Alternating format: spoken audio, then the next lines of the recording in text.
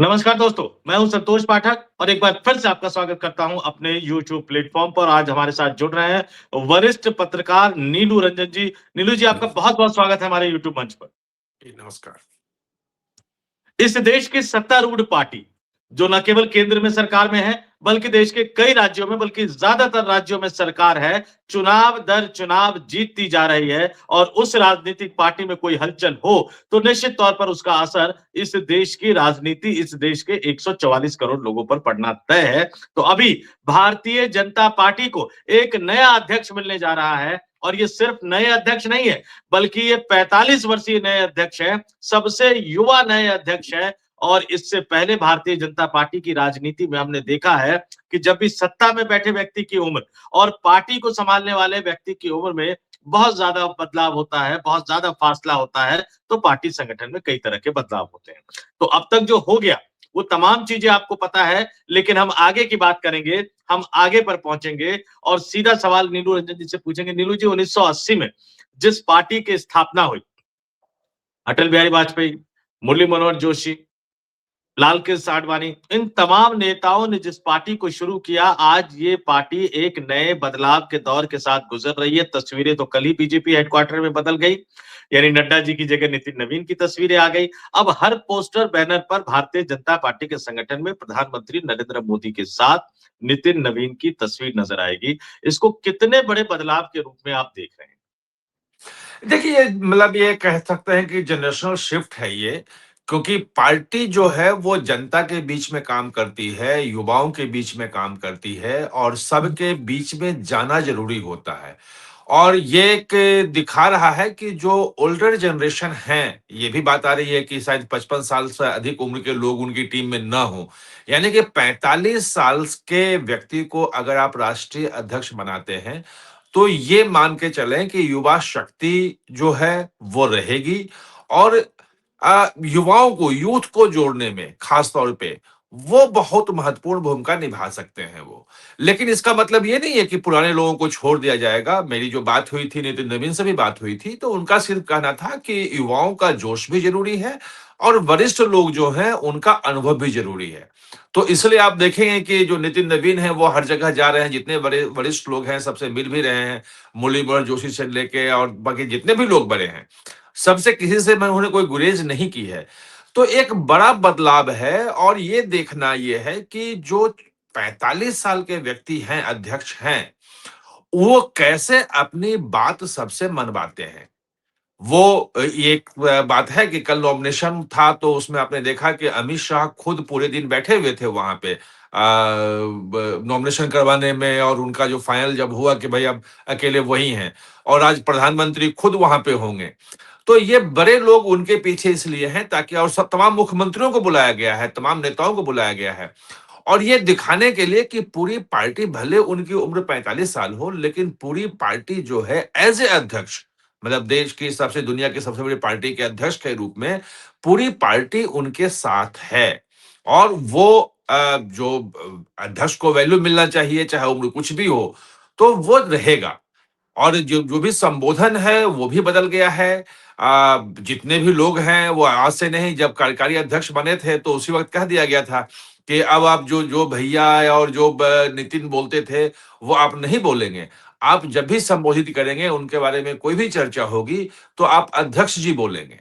और वो मैंने देखा कि मतलब भाजपा में एक है अनुशासित पार्टी है, तो जिस दिन वो बने उसके अगले दिन से बड़े-बड़े नेता जो उनकी उम्र में कहीं बड़े हैं, पद में बड़े हैं, अनुभव में बड़े हैं, वो जब भी चर्चा हुई तो उन्होंने अध्यक्ष जी कह के संबोधित किया। तो भाजपा में ये चूँकि वो एक संगठनात्मक रूप से अनुशासित पार्टी है, तो यहाँ ये चलता है। और ये जनरेशनल शिफ्ट जो है ना, ये बड़ी चीज़ है क्योंकि अधिकांशतः इसी में पार्टियाँ जो हैं मार खा जाती हैं। तो या तो बिल्कुल जनरेशन आपने शिफ्ट। नीलू जी। जी, बिल्कुल आपने सही कहा। ये भारतीय जनता पार्टी की सबसे बड़ी ताकत है। एक तो अब तक कभी भी अध्यक्ष के चुनाव की नौबत नहीं आई, सर्वसम्मति से चुनाव हुआ और बड़े आराम से वहाँ जो पीढ़ीगत जो बदलाव है, वो एक तरह से देखने को नजर आता है। कल भी जैसे हुआ कि 37 सेट जो है वो नामांकन के प्राप्त हुए और सबके सब नितिन नवीन के नाम से थे। और आज जिस तरह से पूरी की पूरी भारतीय जनता पार्टी के बड़े दिग्गज नेताओं को राज्यों से मुख्यमंत्रियों को, उप मुख्यमंत्रियों को, प्रदेश अध्यक्षों को बुलाकर नरेंद्र मोदी अपने सामने, कल अमित शाह ने तो मैसेज दिया, आज देश के प्रधानमंत्री नरेंद्र मोदी भी मैसेज देते हुए नजर आएंगे कि पार्टी और संगठन के सर्वे सर्वा अब यही है और अब आपको इनकी ही बात माननी पड़ेगी। लेकिन एक बड़ा सवाल, ये बीजेपी का इतिहास बताता है नीरज जी, कि जब भी ये दिल्ली की कोठरी से बाहर का कोई व्यक्ति राष्ट्रीय अध्यक्ष बनकर आता है, जो दिल्ली की राष्ट्रीय राजनीति में अध्यक्ष बनने से पहले सक्रिय नहीं था, तो उसके बाद बड़े पैमाने पर बदलाव होते हैं। जब मैं बीजेपी संगठन की वेबसाइट पे जाता हूँ, बीजेपी की वेबसाइट पे जाता हूँ, जब मैं संगठन की लिस्ट देखता हूँ, तो सबसे ऊपर मार्गदर्शक मंडल है, जिसमें 4 लोग शामिल हैं, आडवाणी जी, जोशी जी, नरेंद्र मोदी और राजनाथ साहब। फिर नीचे मैं देखता हूँ parliamentary board, Bharatiya Janata party का फैसला लेने वाला जो सबसे सर्वोच्च इकाई है वो पार्लियामेंट्री बोर्ड है, जो तय करता है मुख्यमंत्री कौन बनेगा, प्रदेश में अध्यक्ष कौन बनेगा। और यही पार्लियामेंट्री बोर्ड के 11 के 11 सदस्य चुनाव समिति के सदस्य भी होते हैं। इसके अलावा भी 3-4 अलग से होते हैं। अब आगे की बात हम करें, नितिन नवीन के लिए संसदीय बोर्ड का गठन करना, पुनर्गठन करना कितनी बड़ी चुनौती होगी, जिसमें आपको युवाओं को भी रखना है, जिसमें आपको बुजुर्ग नेताओं को भी रखना है। और दर्शकों को बता दूं मैं कि प्रधानमंत्री के तौर पर, यानी सरकार के मुखिया के तौर पर नरेंद्र मोदी संसदीय बोर्ड के हिस्सा होंगे। सरकार और संगठन में प्रभावी भूमिका निभाने वाले अमित शाह भी संसदीय बोर्ड के हिस्सा होंगे। लेकिन जो बाकी नेता है, इंक्लूडिंग जेपी नड्डा, क्योंकि जेपी नड्डा ने पूर्व अध्यक्ष होने के बावजूद नितिन गडकरी को एक तरह से संसदीय बोर्ड में 2022 में शामिल नहीं किया था। बाकी नेता में आप क्या बदलाव देखते हैं? क्या इतना बड़ा फैसला बीजेपी अभी करने की स्थिति में है कि 55 से नीचे की उम्र के नेताओं को संसदीय बोर्ड में जगह दी जा सके? नहीं, नहीं, बात संसदीय बोर्ड में कोई बहुत बड़ा बदलाव होने की उम्मीद मुझे नहीं लग रही है। मतलब 2-3 नाम बदल सकते हैं जिनको लगेगा कि जो प्रभावशाली लोग हैं वो संसदीय बोर्ड में आ जाएँ। क्योंकि संसदीय बोर्ड जो है वो तमाम फैसले करता है जो नीतिगत फैसले होते हैं। जैसे अध्यक्ष पे हुआ या किसी प्रदेश का मुख्यमंत्री बनाना हुआ या कोई भी ऐसा नीतिगत फैसला, बड़ा फैसला है, तो सब मिलके करते हैं और संसदीय बोर्ड की मुहर लगती है, कोई एक व्यक्ति नहीं करता है। ये संदेश भाजपा निःशुल्क भी देती है। जो बड़ा बदलाव आपको दिखेगा, वो दिखेगा संगठन में। और संगठन में महासचिव होते हैं, संगठन में सचिव होते हैं, जितने मोर्चा हैं, उन मोर्चा के अध्यक्ष होते हैं, उसके पदाधिकारी होते हैं। तो ये जो आपको बड़ा बदलाव दिखेगा, वो संगठन में दिखेगा। जो संसदीय बोर्ड है, एक सर्वोच्च फैसला लेने वाली इकाई है। डे टू डे के जो कार्यक्रम होते हैं भाजपा में, उसमें उसकी कोई भूमिका नहीं होती है। उसमें भूमिका होती है महासचिवों की, जो सचिव होते हैं उनकी, जो पार्टी के अन्य पदाधिकारी हैं, वो सब लोग मोर्चा के जो अध्यक्ष हैं और पदाधिकारी हैं, उनकी होती है। उसमें आपको बड़ा बदलाव दिखेगा। क्योंकि वो वहां पे ये कहा जा रहा है कि चूंकि 45 साल के ये हैं, तो हो सकता है कि 55 साल से अधिक उम्र का कोई ना हो। ये एक क्राइटेरिया रखा जाए। तो अब लेकिन अब वैसे नितिन नवीन खुद कह रहे हैं कि वो इसमें सिर्फ युवाओं के जोश के सहारे पार्टी नहीं चलेगी, उसमें जो वरिष्ठ लोग हैं उनका अनुभव भी जरूरी है। क्योंकि जोश जो है, ऊर्जा को एक दिशा जब तक नहीं देंगे, तब तक आपको रिजल्ट नहीं मिलेगा उचित। फिर वो एनर्जी जो है वो विध्वंसक भी हो सकती है, युवाओं की एनर्जी। तो दिशा देने के लिए अनुभव जरूरी है, ये पार्टी की बात है। लेकिन अगर आप देखेंगे वैसे भाजपा की जो कार्यप्रणाली अभी है, जो फैसले होते हैं वो संगठन में अमित शाह के फैसले जो हैं वो ज्यादा महत्वपूर्ण होते हैं। लगभग सारे चुनाव की रणनीति वही तय कर रहे होते हैं। जो प्रदेशों में जो संगठन बनता है, वो समीकरण जो तय करने होते हैं वो वही कर रहे होते हैं। प्रधानमंत्री उसके ऊपर सबसे होते हैं, जो देखते हैं कि भाई सब कुछ ठीक है या नहीं है। जहां जरूरी बदलाव होता है वहां कर देते हैं। एक और बड़ी चीज है संगठन में जो भाजपा में सिर्फ है, वो है संगठन महामंत्री, जो बीएल संतोष है। तो बीएल संतोष जिस संगठन महामंत्री का जो पद है, वो संगठनात्मक ढांचा जो है वो राज्य से लेकर के और केंद्र तक जो फैला हुआ है पूरे देश में, उसमें उनकी भी बहुत महत्वपूर्ण भूमिका होती है। और ये देखना है कि चूंकि उनकी उम्र ज्यादा है, वो भी मतलब 7-8 साल उनको हो गए लगता है, मुझे जहां तक ध्यान है आए हुए, तो उनको भी बदलने की बात हो रही है। तो पार्लियामेंट्री बोर्ड में बड़ा बदलाव मुझे नहीं दिख रहा है। ज्यादा बड़ा बदलाव मुझे संगठन में दिख रहा है, संगठनिक ढांचे में दिख रहा है। देखिए, बिल्कुल और संसदीय बोर्ड में आपने बिल्कुल ठीक कहा, बहुत ज़्यादा बदलाव लेकिन प्रधानमंत्री को छोड़ के बाकी जितने लोग 70 से ऊपर के हैं, चाहे वो येदियुरप्पा साहब की बात हो या बाकी अन्य नेताओं की बात हो। एक बात बड़ी अच्छी जब बीजेपी में मैं चर्चा कर रहा था कि भैया संतुलन आप कैसे बिठाएँगे? क्योंकि अगर आप जैसे 55 से नीचे के सारे नेताओं को पदाधिकारी बना देंगे तो अ, अनाम चेहरे होंगे। उनमें से बहुत सारे चेहरों को दिल्ली में पत्रकारिता करने वाले या बीजेपी को कवर करने वाले तो छोड़िए शायद बीजेपी के नेता भी ना जानते हो। नीलू जी, ये भी एक तरह की व्यावहारिक स्थिति हो सकती है। तो जो मुझे फ़ॉर्मूले की जो जानकारी दी गई कि 40-40-20 इस फ़ॉर्मूले पर नए संगठन का चाहे वो संसदीय बोर्ड हो, चाहे वो चुनाव समिति हो, चाहे वो पदाधिकारी हो, चाहे वो प्रवक्ता हो, चाहे वो विभिन्न मोर्चों के अध्यक्ष हो, इस समीकरण पर काम किया जाएगा। मुझे थोड़ा-सा बताइएगा जो 40-40-20 उन्होंने कहा कि 40 तो नए ताकि आप जेन ज़ी को मैसेज दे सकें कि ये आपकी पार्टी बन गई है, युवा पार्टी बन गई है और नितिन नवीन का संगठन है। 40% पुराने लोगों को भी फिलहाल रखना पड़ेगा ताकि काम-काज का बैलेंस बना रहे। लेकिन उन्होंने कहा कि अगर आप 40% सिर्फ अनाम चेहरों को ले आओगे जिनको लोग जानते नहीं है, जिनको संगठन के नेता कार्यकर्ता जानते नहीं है, तो आपको कुछ ऐसे युवा चेहरों को भी लाना पड़ेगा, जिनकी संख्या उन्होंने 20% बताई, कि जो अभी मेन स्ट्रीम में नहीं है या संगठन में नहीं है, लेकिन वो पुराने चेहरे हैं, बड़े चेहरे हैं, जिसमें अनुराग ठाकुर का नाम, जिसमें स्मृति ईरानी का नाम, जिसमें यूपी से श्रीकांत शर्मा का नाम, जिसमें युवा मोर्चा से जुड़े हुए 2-3 नाम जो बड़े संगठन के लिहाज से माने जाते हैं, जिसमें वरुण गांधी का भी नाम। तो क्या आप ये मानते हैं कि 40-40-20 का रेशो जो है, इस पैटर्न पर अगर संगठन का गठन होगा, तो बीजेपी ने जो बदलाव किया या संघ जिस तरह का पीढ़ीगत बदलाव चाहता था, वाक़ई उस तरह के बदलाव का ये प्रतीक बनेगा? देखिए आप उसको फॉर्मूला में जो आप फिट करें मतलब मुझे नहीं लगता है कि ये 40-40-20 का कोई इस ढंग से हार्ड फॉर्मूला कोई होगा कि इतना यहाँ रखना है इतना वहां रखना है, ये नहीं होगा।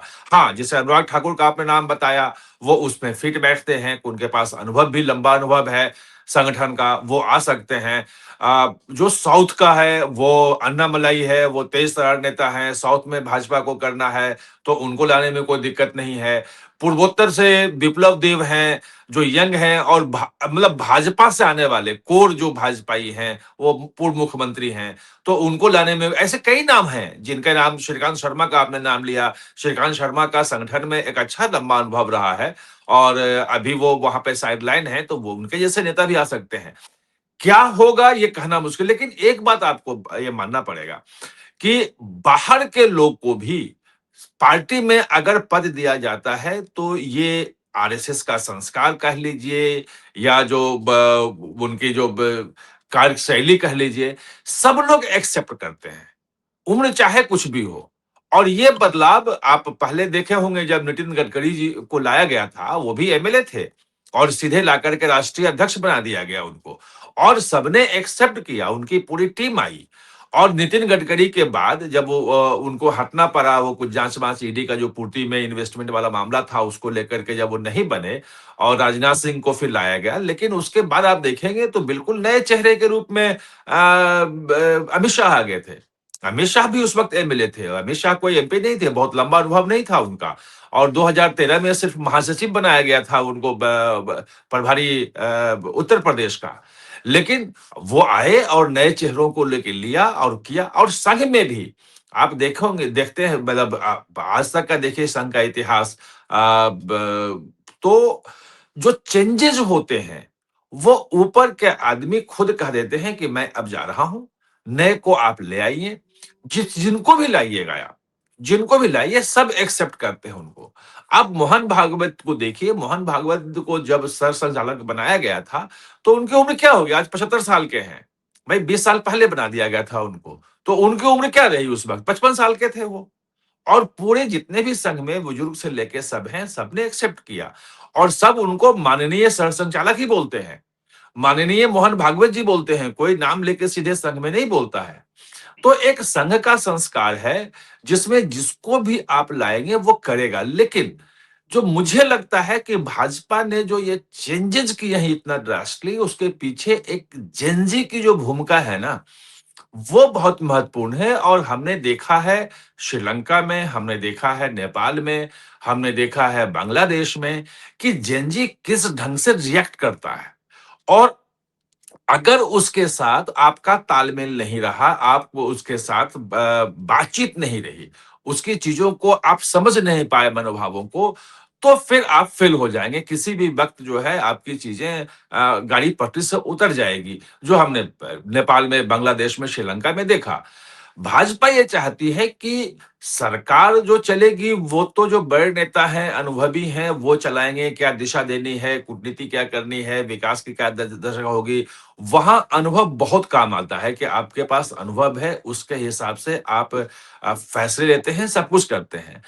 पार्टी जो है वो जनता के बीच कैसे रहे, जनता से जुड़ी कैसे रहे, जनता के मुद्दे या खासतौर पर युवाओं की सोच क्या है, उनकी भावनाएँ क्या हैं, उनके अनुरूप सरकार को भी सचेत करते रहे और सरकार की जो फैसले हैं, जो चीज़ें हैं, वो कैसे उनके जीवन के लिए अच्छा है, बेहतर है, वो वहाँ पहुँचाती रहे।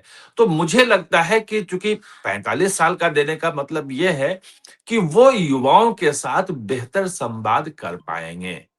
एक आपने दूसरी जो हुँ, हाँ जी, जी, बताइए। जी। जी, जी, पूरी कीजिए अपनी बात। नहीं, नहीं, दूसरी बात मैं ये कह रहा था कि जो संघ में शुरू से गुरु गोलवलकर जी के समय से चल रहा था और भाजपा में भी शुरू से जो परंपरा रही थी, वो रही है प्रवास की। ये कहा जाता है कि दीनदयाल उपाध्याय जो हैं वो साल भर के 8 महीने जो हैं वो ट्रेन में बिताते थे, उनका दूसरा घर ट्रेन था। यही बात गुरु गोलवलकर के बारे में कही जाती थी कि वो हमेशा ट्रेन में यात्रा करते रहते थे। यानी कि संपर्क लोगों के बीच जाना, लोगों के बीच रहना ये बहुत महत्वपूर्ण होता है क्योंकि अगर आप नहीं जाएँगे, तो उनकी क्या स्थिति है, क्या सोच है, क्या समस्याएँ हैं, आप समझ ही नहीं पाएँगे। तो वो एक परंपरा जो चली थी, वो बीच में थोड़ी कम हो गई थी भाजपा के बनने के बाद, जो पुरानी थी। अमित शाह ने उस परंपरा को फिर से शुरू किया था, प्रवास लगातार करते थे और मंत्री बनने के जब हट गए, तब भी आप देखेंगे सैटरडे, संडे जिस दिन भी हो, वो लगातार प्रवास करते हैं। नितिन नवीन के लिए एक यूथ नेता के रूप में पूरे देश में प्रवास करना, लोगों से बातचीत करना, उनकी चीज़ों को समझना और सरकार और जनता के बीच में एक क्या कहते हैं सरकार के सामने जनता की आवाज़ बन के जाना और जनता के बीच में सरकार के कामों को लेके जाना। वो समन्वय जो है, वो बड़ी बिल्कुल, ज़िम्मेदारी आपने है। ये जो समन्वय की बात कही, वो समन्वय बहुत ही महत्वपूर्ण बात है, उसपे हम थोड़ा-सा आगे आएँगे, लेकिन चूँकि आपने भागवत साहब की बात की। 2009 में जब वो आरएसएस के प्रमुख बने, आडवाणी से कद में भी, लालकृष्ण आडवाणी से उम्र में भी बहुत छोटे थे, लेकिन चूँकि संघ के प्रमुख बने थे, तो आडवाणी साहब को दौड़े-दौड़े संघ मुख्यालय जाना पड़ा था, एक प्रेजेंटेशन देनी पड़ी थी। बतौर आरएसएस मुखिया, मोहन भागवत 4 लोकसभा चुनाव जो है वो देख चुके हैं या करवा चुके हैं, जो भी हम इसको कहिए। 9 बीजेपी की करारी हार, आडवाणी जी हमेशा-हमेशा के लिए पीएम इन वेटिंग रह गए, जबकि उस समय बदलाव करना चाहते थे, लेकिन लालकृष्ण आडवाणी ने ये आरएसएस हेडक्वार्टर जाकर प्रॉमिस किया था कि नहीं हमारी सरकार आ रही है। फिर 14 में हमने देखा, 9 में जैसे ही हार हुई उसके बाद पूरा का पूरा दिल्ली में जो बड़े नेताओं का गुट था साइडलाइन किया गया। पहले मनोहर पर्रिकर को लाना चाहते थे, नहीं ला पाए, फिर नितिन गडकरी को लेके आए, फिर दिल्ली लॉबी से अलग हटकर प्रधानमंत्री उम्मीदवार के तौर पर नरेंद्र मोदी को लेके आए, फिर 14 के चुनाव में बड़ी जीत, 19 के चुनाव में बड़ी जीत, 24 के चुनाव में फिर जो है मामला डवाडोल होता हुआ नजर आया। मोहन भागवत अपने आने के साथ ही एक मिशन में जुट गए थे कि एक नई भाजपा खड़ी करनी है, युवा भाजपा खड़ी करनी है, जो खड़ी कर दी उन्होंने और लगातार 3 बार बीजेपी सत्ता में है। अब विदाई की बेला में भी एक नई भाजपा वो खड़ी करके जाना चाहते हैं, लेकिन आपने जो समन्वय की बात कही, अमित शाह रहे तो सरकार और संगठन में बेटर कोऑर्डिनेशन, जेपी नड्डा रहे तो भी सरकार और संगठन में बेटर कोऑर्डिनेशन, लेकिन अब कार्यकर्ताओं की आवाज को सरकार तक पहुंचाना और वो बंद दरवाजों में नहीं होगा, क्योंकि आपको जैन जी को एड्रेस करना है। तो क्या आपको लगता है कि अब थोड़ा-सा कामकाज का पैटर्न बदलेगा और नितिन नवीन जो है वो सार्वजनिक रूप से युवाओं की आवाज को सरकार तक पहुँचाएँगे? क्योंकि एक मैसेज देना बहुत ज़रूरी है इस देश के जैन जी को, देश देश के युवाओं को और वो मैसेज आपको सार्वजनिक रूप से ही देना होगा। नहीं, नहीं, निश्चित रूप से जो लाया गया है नितिन नवीन को, वो इसी के लिए लाया गया है कि वो जेन की आवाज़ या आम आदमी की आवाज़ कह लें, जेन तो उसमें महत्वपूर्ण है ही। आम आदमी की आवाज़ जो है, वो सरकार तक पहुँचाए, सरकार के कार्यक्रमों को वहाँ तक ले जाएँ। ये महत्वपूर्ण है, लेकिन जो बड़ी चुनौती उनके सामने जो अभी आने वाली है, क्योंकि अभी तक जब अमित शाह थे और जब जेपी नड्डा थे, तो ये था कि भाई नए-नए राज्यों को जीतना है। भाई सरकारें बनानी है, भाजपा बहुत कम जगह पे थी, तो आपने देखा कि अमित शाह के समय में 13-14 राज्यों में सरकार भाजपा की बन गई। अब जब जेपी नड्डा जा रहे हैं, तो शायद सिर्फ भाजपा की ही 18-19 राज्यों में सरकार है और अगर एनडीए मिला लेंगे तो 22-23 है। कई जगह पे 2-2 बार की सरकार इनकी हो गई है। तीसरी बार उत्तर प्रदेश, उत्तराखंड जगह पे त्रिपुरा ये सब तीसरी बार जो है आप चुनाव में जाएँगे। कई जगह दूसरी बार आप चुनाव में जाएँगे। तो ये सब नितिन नवीन के समय में होगा और सत्ता विरोधी जो लहर है जिसको कहते हैं कि एंटी इनकम्बेंसी जो है वो बड़ी महत्वपूर्ण भूमिका निभाती है। भाजपा के जो अभी तक मौजूदा अध्यक्ष रहे हैं, चाहे अमित शाह ने सरकार बनाई हो, एंटी इनकम्बेंसी को रोकने में बहुत हद तक सफल रही है भाजपा। आप देख लें आप गुजरात में लगभग 30 साल से सरकार वहाँ पे है। 20 साल से जो है फिर ब चुनाव जीत गए बिहार में जीत गए। तो इस ढंग से जो बार-बार चुनाव जीतने की जो बात है, वो सत्ता विरोधी लहर को थामना, जो मैंने जेनज़ी की बात की ना, वो यही है कि जनता में सरकार से क्या चाहिए, कहाँ गड़बड़ी हो रही है, क्योंकि सरकार तो एक पुलिस, प्रशासन बाकी उसकी मशीनरी होती है, उसके थ्रू काम करती है। उसको सरकार के पास जो चीज़ें पहुँचती हैं और जो सरकारी मशीनरी से आती हैं, वो सरकारी भाषा होती है, वो जनता की भाषा नहीं होती है, वो अपनी चीज़ें कहते हैं। पार्टी का काम ये है कि नीचे जनता के बीच में क्या चल रहा है, उसको समन्वय उसको पकड़ना और उसके अनुरूप सरकार को आगाह करना कि आपको क्या करना है। इस मामले में जो नितिन नवीन हैं, इनकी चीज़ें अच्छी रही हैं। ख़ास तौर पे जहाँ तक मैं जानता हूँ छत्तीसगढ़ का मामला है कि छत्तीसगढ़ की ज़िम्मेवारी जब इनको दी गई, तो वहाँ लगातार बैठक करते रहे ये। मतलब मैं तो जब भी छत्तीसगढ़ गया, जिस दौरे पे गया तो पता चला कि अभी पिछले हफ़्ते नितिन नवीन आए थे और फिर जब जाऊँ तो अगले हफ़्ते नितिन नवीन आने वाले हैं। और कभी वो सुदूर इलाकों में दौरा कर रहे हैं, बैठक कर रहे हैं, तो कभी कहीं कर रहे हैं। सिर्फ प्रभारी थे, उनको कोई ज़िम्मेवारी ऐसी नहीं थी और ऐसे प्रभारी वो दिन भर मतलब लगातार दौरा नहीं करते हैं, बैठक नहीं करते हैं। लेकिन वो बैठक करके संगठन को मजबूत करना, ये करना और जो इनको दिया गया, आप देखिए कि छत्तीसगढ़ में जीतेगी भाजपा, ये कोई सोच नहीं रहा था। हम भी चर्चा नहीं कर रहे थे। मध्य प्रदेश और छत्तीसगढ़ तो गौण था, सिर्फ जीत की बात हो रही थी राजस्थान की और मध्य प्रदेश में जीत की ज़िम्मेवारी जाती है अमित शाह को कि अमित शाह ने पूरा का पूरा जोर मध्य प्रदेश में विधानसभा में लगाया था। लेकिन छत्तीसगढ़ में उतना ध्यान नहीं दे रहे थे। छत्तीसगढ़ में तो नितिन नवीन ही वहाँ पे लंबे समय अब से जो काम कर रहे थे।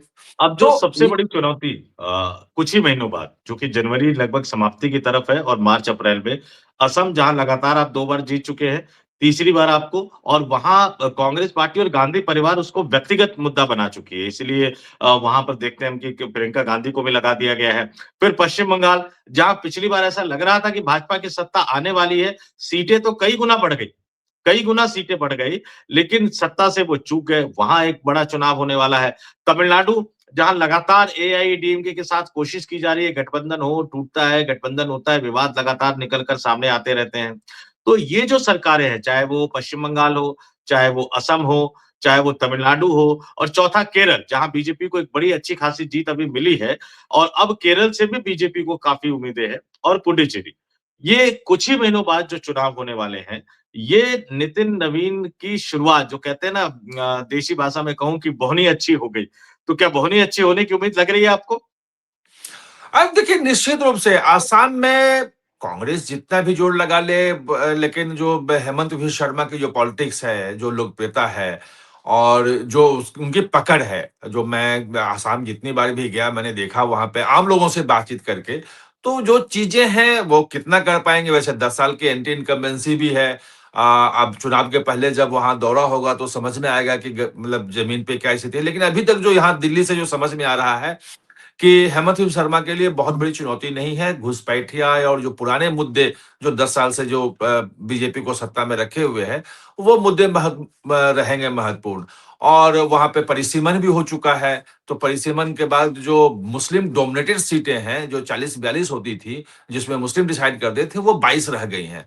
तो परिसीमन के बाद पहला जो है वो विधानसभा का चुनाव होगा। तो दिक्कत वहां नहीं लगती है। हाँ, पश्चिम बंगाल में बड़ी चुनौती है और पश्चिम बंगाल में अगर सीटों का अंतर देखेंगे तो बड़ा है, 215 ममता बनर्जी का, टीएमसी का और 77 बीजेपी का।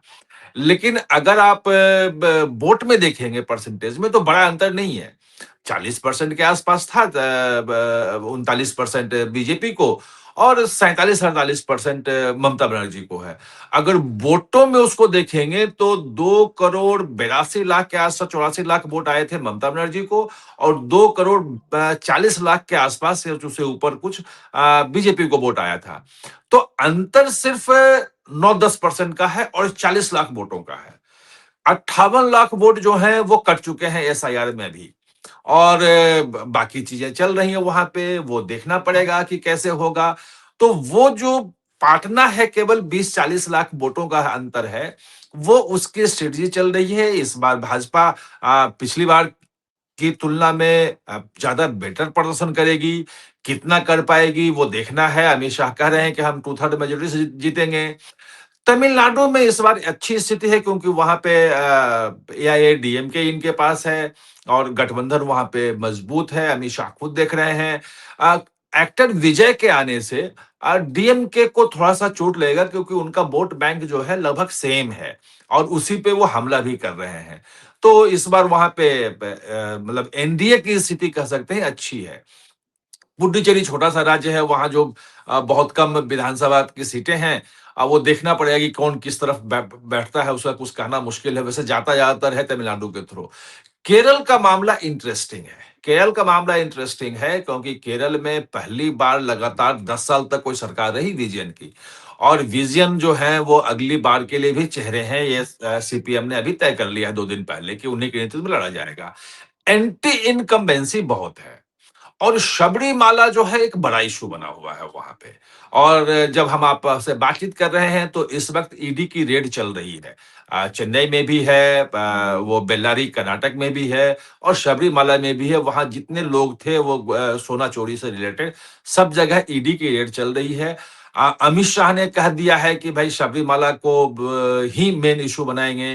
आप देखेंगे कि मकर संक्रांति के दिन 10,000 जगह पे दिए जला करके शबरीमाला के प्रति जो है वो किया गया कि भाई आगाह किया, जन जागरण अभियान शुरू किया गया। तो बड़ा एक मुद्दा रहेगा वो। लेकिन वहां अभी जनता अल्टरनेटिव में बीजेपी को नहीं देख रही है। तिरुवनंतपुरम में मेयर बनना एक अलग बात है। छोटी-छोटी जगह सीटें आई भी हैं, लेकिन अलाइनमेंट वहां जो है, जब तक हिंदू वोट बैंक एकजुट नहीं होगा, जो ज्यादातर सीपीएम को जाता है, खासतौर पे सबसे बड़ी इड़वा जाति जो है, 24% पॉपुलेशन है, वो सीपीएम का आधार है। और ईसाई वोट जो है, जो कांग्रेस का मूलतः जो रहा है वोट बैंक, वो जब तक कुछ नए अलाइनमेंट वहां नहीं होते हैं, तो वैसे भाजपा के लिए उम्मीद करना थोड़ा मुश्किल होगा। बिल्कुल आपने नीलू जी बहुत विस्तार से आपने तमाम बातों को रखा और निश्चित तौर पर हम भी चाहेंगे कि नितिन नवीन का जो कार्यकाल हो, वो इस देश के लिए बहुत अच्छा हो और देश के युवाओं की आवाज़ को वो सरकार तक बहुत ही बहादुरी और बहुत ही खुले मन से वो पहुँचा पाए ताकि भारतीय जनता पार्टी तक युवाओं की आवाज़ सरकार तक पहुँचे। हमारे साथ जुड़े, आपने इन तमाम जानकारियों को, महत्वपूर्ण जानकारियों को हमारे दर्शकों के साथ साझा किया, इसके लिए आपका बहुत-बहुत धन्यवाद। और अपने तमाम दर्शकों से भी कहेंगे हम कि नीलू रंजन जी ने जो बातें बताई, उनको आपने सुना।